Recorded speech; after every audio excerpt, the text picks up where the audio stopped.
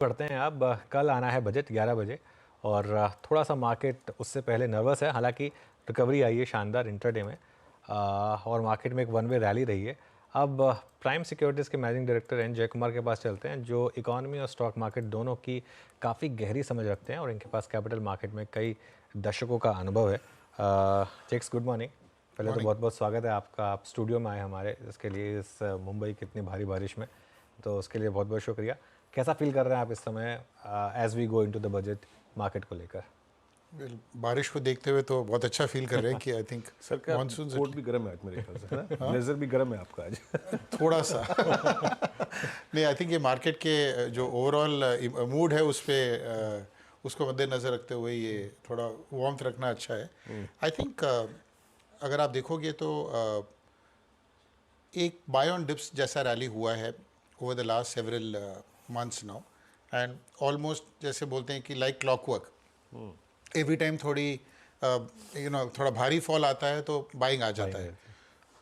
मेरे हिसाब से उस वैसा एक सॉर्ट ऑफ मूड चलेगा, लेकिन I think even now there is a lot of value in the market in certain pockets. जो चल रहा था कि हर सेक्टर में ले लो, रेलवेज में ले लो, डिफेंस में ले लो, आई थिंक वो सब थोड़ा मेरे को लगता है थोड़ा मॉडरेशन होगा।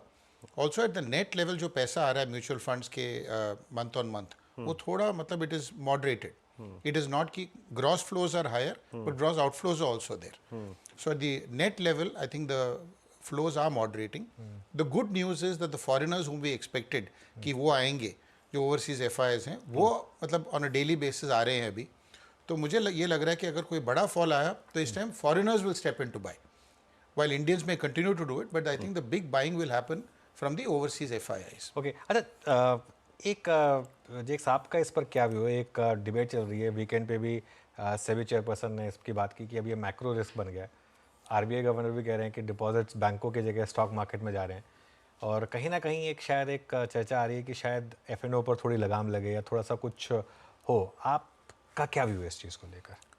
हर कोई कंट्री में जहाँ पर इक्विटी मार्केट्स में पैसा आया है, वो बैंक डिपॉजिट्स के मतलब the counter has been the bank deposits, क्योंकि यू कांट क्रिएट मनी। तो it is not unique to India. I think ये एक और चीज़ है, बैंकिंग सेक्टर, अगर आप एक ओवरऑल कंसेंसस ट्रेड देखो, banking sector has been the consensus trade. Deposits आ रहे हैं, deposit growth has been there, credit growth has been there. For the first time that consensus trade जो इंडेक्स वेटेज में मेरे हिसाब से 30-35% डायरेक्ट एंड इनडायरेक्ट लोगे तो ऑलमोस्ट 35-40% का वेटेज जो है वो फाइनेंशियल सर्विसेज सेक्टर में है।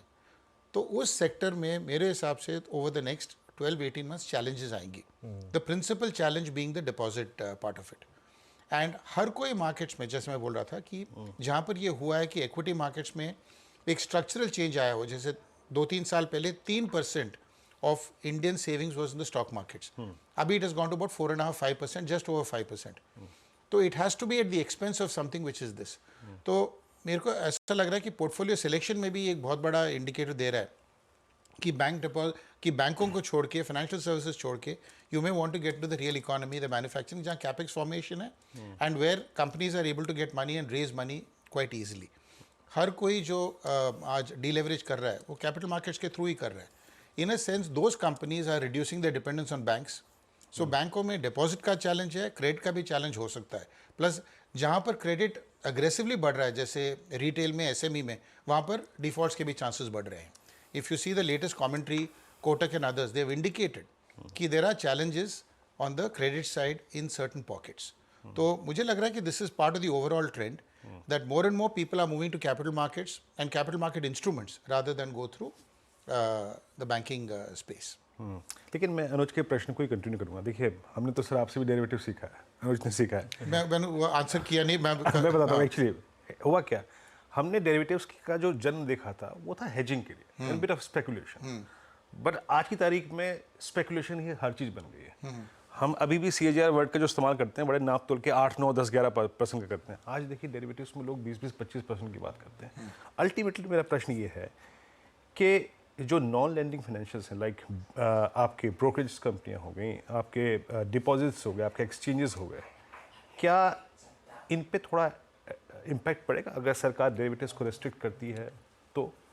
मुझे लगता है डेरिवेटिव्स पे अंकुश डालना बिल्कुल सही स्टेप है कि इसको इन एनी केस जो लॉट साइज 2 लाख 3 लाख 5 लाख का है, it should go to my mind to the 25 to 50 lakhs range, because these are sophisticated instruments, these are inherently leverage instruments. मतलब अगर आप उसमें करते हो दैट मीन्स आप ट्रेड कर रहे हो beyond your means, which means it is speculation and to that extent it is risk. मैं ये बोलूँगा कि उस पर अंकुश डालना, उसमें कोई प्रॉब्लम नहीं है. और लेकिन मेरे को लगता है जो टैक्सेशन वगैरह जो मेजर्स लोग बोल रहे हैं उसमें मेरे को ज़्यादा चेंजेस नज़र नहीं आ रही हैं. Definitely derivatives are meant as a hedge, and the step that SEBI has talked about moving derivatives through mutual funds to offer specialized schemes where people can put money is probably the right way to do it. कि वहाँ से at least आपको ये confidence रहेगा कि experts are handling this, not individual जो सिर्फ कई सुनी बातों पे, रूमर पे, टिप्स पे स्पेकुलेट कर रही है. And it is a complex product, तो मेरे को लगता है थ्रेशोल्ड भी इसका 25 से 50 लाख कर देना चाहिए. I would in fact be of the view that would be more healthy step for the market. उसमें थोड़ा काउंटर प्रोडक्टिव नहीं हो जाएगा जिक्स? मैं आपको एक रीज़न देता हूँ. अगर 50 लाख का आपने कॉन्ट्रैक्ट साइज कर दिया तो एक रिटेल शायद एक ढंग का स्टॉप लॉस भी ना लगा पाए सिस्टम में, क्योंकि आप कोई भी स्टॉप लॉस रखेंगे लॉजिकल, वो आपको बहुत रिस्क रहेगा कि ये ट्रिगर हो गया तो मेरा लॉस बड़ा हो जाएगा. नहीं, you can still do the 2 lakhs and 5 lakhs by going through a mutual fund. Mutual fund units can be for 2 lakhs, 5 lakhs, etc. Let the trading happen through experienced people. People have, for the last 3-4 years, जो भी market में आया है, he has only seen a तेजी का बाजार. बिल्कुल. तो बिल्कुल मंदी का बाजार देखा नहीं है. बिल्कुल. अच्छा, मैं ये बोलता हूँ कि अगर मंदी का बाजार भी हो जाए तो उनका क्वेश्चन ये है कि कब लेना चाहिए, ना कि कोई ये आके हमसे पूछे कि क्या बेचना चाहिए और उसका स्टॉप लॉस क्या होना चाहिए. बिकॉज ये लोगों की फितरत में नहीं है, उनकी जहन में तेजी का मूड ही है. तो मैं ये बोलता हूँ जो तेजी का माहौल या तेजी का मूड जो है वो आपको इन्वेस्टमेंट के थ्रू करो, और जो आपको ट्रेडिंग मतलब जैसे आपको हेज करना हो, go into mutual funds that offer those schemes. बिल्कुल. इस पे एक्चुअली एक पूरी डिबेट हो सकती है, क्योंकि बिल्कुल. कई लोग कहेंगे कि भाई मेरा टैक्स दिया हो पैसा, उसके बाद अगर मैं उसको एफएनओ में ट्रेड करना चाह रहा हूँ तो क्यों नहीं, क्योंकि मतलब एक तरफ लूडो भी है, ड्रीम 11 भी है, पोकर भी है. उसमें एक पॉइंट है कि जो स्केल पे ये ट्रेडिंग हो रहा है आज के दिन, जो लोग नेकेडली कॉल्स बेच रहे हैं एंड बोल रहे हैं कि ये तो फ्री का पैसा है, घर में ले जाओ, ये जो एक इग्नोरेंस बेस्ड ट्रेडिंग हो रहा है, as I call it, I think is dangerous. बिल्कुल. अल्टीमेटली क्या है, देयर गेन्स आर कमिंग. कौन ट्रेड करता है? वही चढ़ता है जिसके पास पोर्टफोलियो हो. तो अगर वो नहीं करता तो उसके portfolio returns would have been higher. वो पोर्टफोलियो से उसके रिटर्न्स कम हो रहे हैं और ट्रेडिंग में पैसा गंवा रहा है, क्योंकि जो सेबी के स्टैटिस्टिक्स है 90% lose money, 8% break even after all these STT. 1 से 1.5% पैसा कमा सकते हैं. Whether it is dream 11, whether it is any other kind of form of sport, because money making cannot be democratized. ऐसा नहीं हो सकती कि कोई भी टूल से 100 लोग ट्रेड करें और 100 लोग पैसा कमाएं. वो तो हो ही नहीं सकता है. खैर इसमें ये आर्ग्यू कर सकते हैं कि अगर जो 1% बना रहे हैं वो बहुत पैसा बना रहे हैं और इवेंचुअली वो एक तो स्केल है, जिंदगी का असूल है. वो तो असूल है. हाँ खैर चलिए. एनीवे, इस जैसा मैंने कहा इसके ऊपर तो काफ़ी लंबी डिबेट हो सकती है. थोड़ा और आगे बढ़ते हैं. हमने एक सेक्टर की बात कर ली, बैंक्स की. एक सेक्टर जहाँ बहुत शानदार कमबैक है, हालांकि विप्रो ने थोड़ा मूड वापस ख़राब कर दिया, वो है आईटी. और अब कंसिडरिंग कि एक यूएस में बहुत क्लोज इलेक्शन होने वाला है और रेट कट के हम काफ़ी करीब हैं, आईटी पर क्या व्यू है समय? क्या मेरा सवाल ये है कि क्या लार्ज कैप आईटी वापस उस 25-30 पी पे जा सकती है जो पोस्ट कोविड चली गई थी और जो वापस रियलिटी चेक में वापस नीचे आ गई थी? जो उनका बिजनेस मॉडल आज के दिन है उस मॉडल में तो मेरे को नहीं लगता ये हो सकता है. ओके. इनफैक्ट उनका पी डी रेटिंग भी जो हुआ है वो इसलिए हुआ है कि inherently growth has come down to low single digits. Number 1. Number 2, वो पुरानी हिंदी में कहावत है कि 4 दिन की चांदनी, मैं उसके बाद फिर अंधेरी रात बोलूँगा नहीं, बट 4 दिन की चांदनी जो 25-30 पीस के टाइम थे वो चले गए, क्योंकि जो एआई का जो प्रभाव है आज के दिन बिजनेस मॉडल्स पे, प्रॉफिटेबिलिटी पे, नंबर ऑफ पीपल पे बहुत गहरा प्रभाव है, जिसका अंदाज़ा भी हम क्वार्टर ऑन क्वार्टर ही कर पा रहे हैं. तो इस माहौल पे जब एक बहुत बड़ा हेडविंड हो, अनलेस इंडियन कंपनीज अपने आप को इस तरीके से मतलब चेंज कर दें कि they are into products and they are into AI derived should I say offerings, मुझे नहीं लगता है कि वो पीस पे कर पाएंगे. Even if you take the US companies जो हम मैग्निफिसेंट 6 या जो टॉप 7 कंपनीज कहते हैं, most of them are product and cash rich companies. Unki P's net of cash are still in the 20s.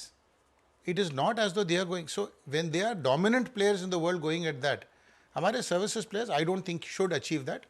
Yes, oversold position से bounce back हो सकता है, आपका थोड़ा sentiment change हो सकता है, but एक structural bull market वापस 25p में मेरे को नहीं लगता है.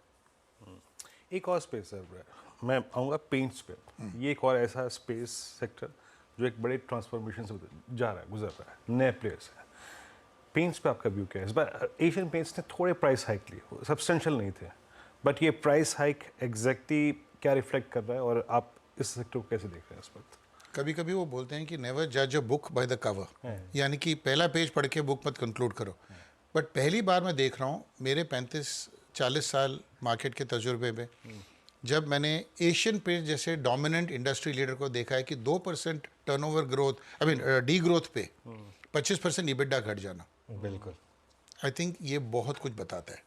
और इस ये जो मूवी का जो है संक्षिप्त में अगर आप सुनना चाहते हो तो यही है कि कोई भी डोमिनेंट प्लेयर अगर 2% ग्रोथ लोअर पे 25% EBITDA खो सकता है, it means there are problems ahead. इसमें नए प्रॉब्लम प्लेयर्स का प्रॉब्लम है. पेंट्स इंडस्ट्री इटसेल्फ में भी a secular growth, but the days of supernormal profits are over, and with competition in, there is going to be problems. पहली बार एक बड़ा competition आया जो एक बहुत बड़े साइज के साथ आया. Yes. तो उसकी वजह से क्लियरली बिल्कुल वही है, बिल्कुल वही है. अच्छा, गाड़ी वैसे आई थिंक ये प्राइम मिनिस्टर शायद